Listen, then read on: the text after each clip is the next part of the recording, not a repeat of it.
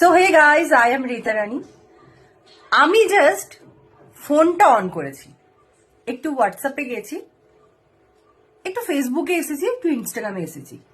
মানে জাস্ট আমি তো অবাক। মানে এত স্ট্যাটাস, এত স্টোরি, মানে সবাই কত আনন্দ করছে। আর আমি আমি একটা মাত্র মেয়ে যে কিনা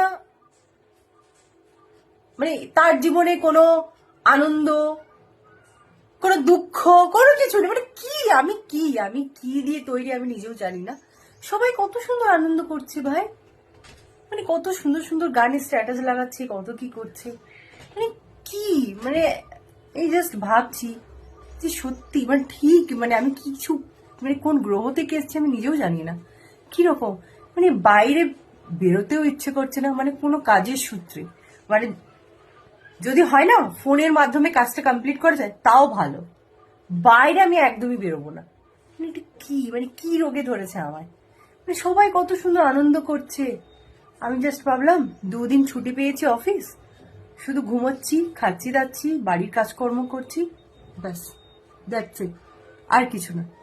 সকালবেলা ঘুম থেকে উঠলাম, তোমাদের একটা ছোট একটা ব্লগ দিলাম, তারপরে শ্যাম্পু ট্যাম্পু করে ফ্রেশ হয়ে কালকের জন্য রেডি, কালকের জন্য প্রিপেয়ার হচ্ছি। কালকে অফিস আছে, সেই কি ড্রেস পরে যাব, কি করব, সেটা আয়রন টায়রন করে রান্না বান্না করলাম, সবকিছু করলাম। দেখেছি সবাই যখন স্ট্যাটাস দেখছি, উফ কি সুন্দর। মানে শর্ট শর্ট মানে ড্রেস পরে, মানে একদম হট প্যান্ট পরে কি সুন্দর আবির খেলছে। ও মাই গড, একদমই তাই। লাইফে আনন্দ থাকা দরকার। আমার জীবনে আনন্দ নেই, আনন্দ নেই, হেই আনন্দ নেই কথাটা নয়, মানে আমি জাস্ট না মানে বাড়িতে থেকে থেকে এমন হয়ে গেছি, আমার আর বাড়ির বাইরেই বেরোতে ইচ্ছে করে না। মানে কেমন হয়ে গেছি আমি, মানে থাক, বাদ দাও। তোমরা তো নিশ্চয়ই আনন্দ করছো।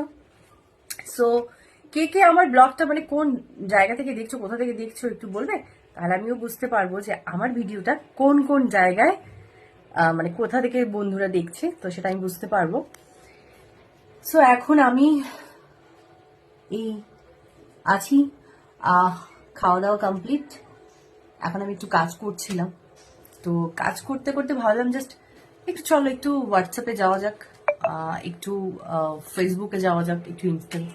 মাই গড, আমি তো গিয়ে স্টোরি দেখে জাস্ট অবাক হয়ে যাচ্ছি। সবাই সবাই মানে খুবই আনন্দ করছে, খুবই আনন্দ। তো সবাইকে হ্যাপি হোলি। ওকে অফিস থেকে যে জিনিসগুলো দেওয়া হয়েছে, আমি ভাবলাম ওইগুলো বাড়িতে কেন আমি আনলাম, এগুলো যদি মানে ছোট ছোট কোনো বাচ্চাদেরকে দিয়ে দিতাম খুব ভালো হতো।